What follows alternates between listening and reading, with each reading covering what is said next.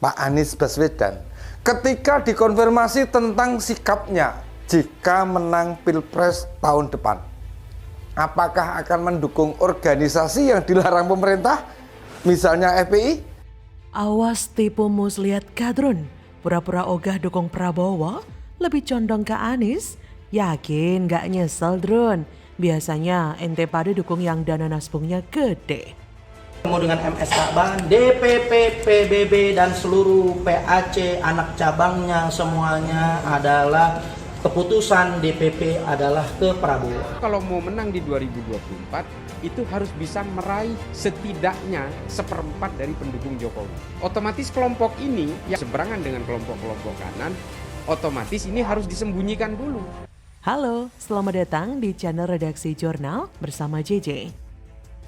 Sebuah baliho berukuran besar terpampang di kawasan Bogor, Jawa Barat. Di baliho itu tampak foto Imam Besar Front Persaudaraan Islam atau FPI, Habib Rizik Syihab. Kami warga Bogor 2024 satu komando IBHRS. Demikian isi tulisan di baliho raksasa itu. Pesan itu berdampingan dengan foto wajah Rizik Syihab. Menurut Sekretaris Umum FPI, Buya Hussein, hingga saat ini FPI belum menentukan pilihan soal dukungannya terhadap salah satu capres. Hussein mengatakan ada 5 kriteria yang harus dipenuhi oleh sosok capres jika ingin mendapatkan dukungan dari FPI. 5 kriteria itu adalah beriman, bertakwa, akhlaknya baik, serta sudah terbukti. Kemudian sudah teruji kepemimpinannya, jujur, amanah, tablik, dan cerdas. Tak hanya itu saja, capres yang bakal didukung FPI juga harus disokong oleh partai yang baik pula. Cawapresnya juga baik dan disepakati oleh kesepakatan dari Ijtima Ulama.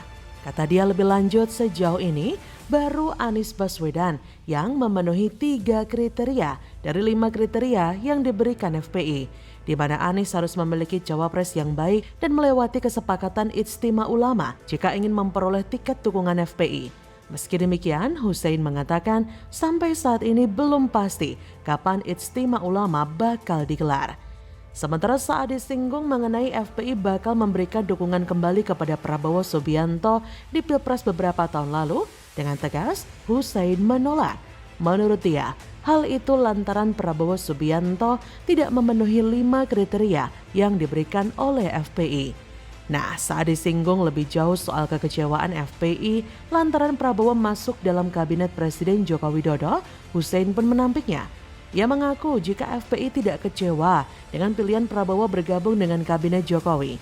Dukungan terhadap Prabowo di Pilpres 2019 lantaran saat itu Prabowo menyepakati 16 poin yang diajukan hasil dari Ijtima Ulama. Hilih, masa sih Drone? Rugi loh kalau nggak dukung Om Wowo dan lebih dukung Wan Yaman. Meskipun kata kalian sesuai kriteria, tapi dana nasbungnya dikit banget. Atau jangan-jangan ini cuma trik alias tipu muslihat untuk pura-pura nggak mendukung biar Om Wowo kelihatan antitesis kalian gitu. Hahaha. Mohon maaf nih, jejak digital kalian di 2014 dan 2019 sudah jelas banget kok. Mereka dengan segala cara dan segala pernyataan keras terus mengagung-agungkan Prabowo dan mengecilkan Jokowi. Seolah jika Prabowo tidak jadi presiden akan terjadi kiamat. Padahal biasa saja. Apalagi akhirnya Prabowo pun jadi menteri yang cukup dekat dengan Presiden Jokowi. Mereka yang memperjuangkan Prabowo berlebihan seolah ketipu, kecele, dan hasilnya super kecewa. Saya menduga ketika Prabowo memutuskan menjadi menteri Jokowi, mereka kecewanya tidak ketulungan. Kecewa berat, lebih berat dibanding rindu.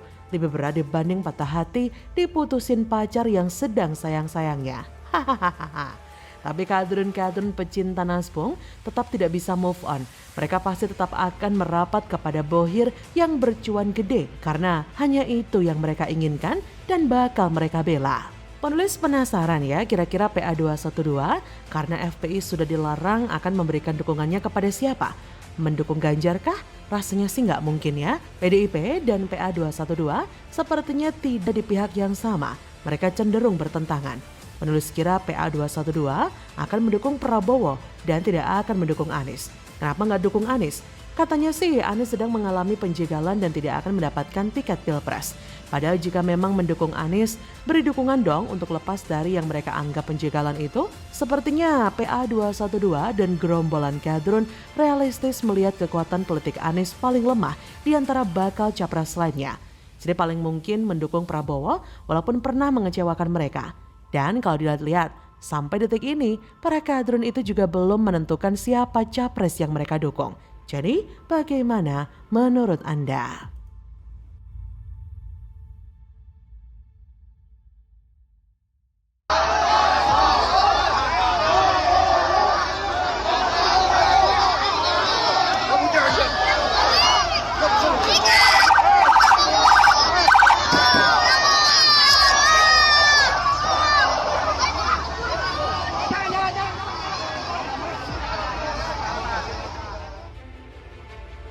Dari semua kegagalan yang dirasakan oleh Prabowo dan keluarganya, dari bapak, mertua, dia sendiri dan keluarganya yang semuanya berantakan dan negatif itu, dia ingin coba obati dengan kekuasaan. Ngeri. Media sosial Gerindra unggah wajah Denny Siregar CS, tuding jadi haters serang Prabowo, diancam dan bakal dibungkam. Belum jadi penguasa kok sudah main ancam? Kita memang ingin, kita ingin maju ke rakyat. Kita minta izin rakyat untuk kita berkuasa. Karena kita ingin berkuasa hanya untuk kepentingan rakyat dan bangsa Indonesia. Halo, selamat datang di channel Redaksi Jurnal bersama JJ. Loyalis Presiden Joko Widodo sekaligus pegiat media sosial Denny Siregar mengakui bahwa dirinya sudah ditandai oleh Partai Gerindra yang diketuai oleh Prabowo Subianto. Hal itu disampaikan Denny Siregar lewat akun Twitter pribadinya. Bukan hanya ditandai oleh Gerindra, menurut Denny, ia juga mulai diancam oleh pendukung Prabowo Subianto. Denny menilai bahwa itu merupakan upaya pembungkamannya dan juga kawan-kawannya. Di pasukan 08 ini kita memiliki resource SDM yang kompeten dalam men-tracking atau forensik digital bagaimana sebuah akun yang melakukan ujaran kebencian, IP address-nya bisa di-trace sampai ke titik lokasi by name, by address rumahnya. Seperti diketahui, wajah Denny Siregar CS muncul di unggahan media sosial Partai Gerindra. Gerindra menuliskan keterangan soal kalian saudaraku. Apa maksudnya? Seperti dilihat dari laman detik.com, di akun Instagram Gerindra, Jumat 18 Agustus, terdapat sebuah video yang memperlihatkan sejumlah wajah pegiat media sosial. Mereka adalah Ferdinand Hutahian, CEO Cokro TV, Eko Kuntadi, Guntur Romli, hingga Denny Siregar. Video tersebut dikombinasikan dengan foto Prabowo. Gerindra juga menyematkan audio soal pesan untuk haters. Berikut bunyi video tersebut. This is a message to all the haters out there. If you don't like what I do, but you watch everything I'm doing, you're still a fan. Meski demikian, Gerindra menuliskan caption soal persaudaraan. Gerindra mengutip pernyataan Prabowo soal tetap menganggap penyerangnya sebagai saudara. Para loyalis Prabowo memang seperti itu, terutama para pendukungnya. Mereka begitu barbar dan munafik.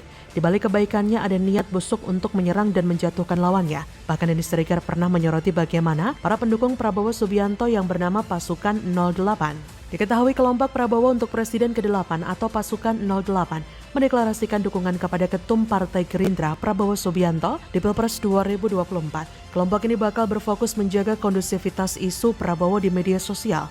Awalnya sebuah akun Twitter @yradianto mengunggah video berisi komentar dari Ketum Pasukan 08 Arfian. Menurutnya, kalau ada akun yang menyebarkan kebencian, pihaknya bisa melacak by IP address. Jadi bisa tahu by name, by address rumahnya. Jadi pihaknya meminta netizen untuk bisa menjaga jagat maya. Pada narasinya, akun tersebut juga menyebut seramnya pendukung Prabowo tersebut. Ini baru pendukungnya, lalu bagaimana jika Prabowo berkuasa? Denny Siregar yang kemudian melihat cuitan itu pun juga memberikan komentar. Menurutnya, watak mereka memang seperti itu. Bahkan paskala tak segan juga menyerang KPU. Memang di berbagai kesempatan, bukan hanya Gerindra, Prabowo Subianto dikenal sebagai sosok yang temperamen.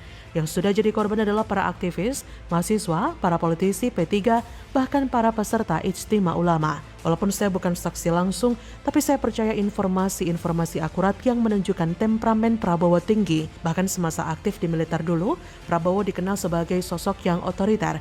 Dia sudah bilang A, ya harus A, tidak boleh C, D, atau E, dan lain sebagainya. Hal ini terlihat dari perintahnya menculik para aktivis dan mahasiswa yang vokal terhadap pemerintahan mertuanya, yaitu Presiden Soeharto. Tentu saja ini sangat berbahaya bagi demokrasi jika dia berhasil menang jadi presiden pada Pilpres 2024. Pola pemerintahnya akan 11-12 dengan pola pemerintahan di masa Orba. Berani protes pemerintah akan ditangkap, dibungkam, dan dijebloskan ke penjara. Atau yang lebih sadis lagi diculik lalu dihabisi. Mayatnya dibuang ke laut jadi santapan ikan. Jadi Prabowo memang tidak layak jadi Presiden Republik Indonesia. Jika dia berkuasa, era Orde Baru akan terulang kembali. Jadi, bagaimana menurut Anda?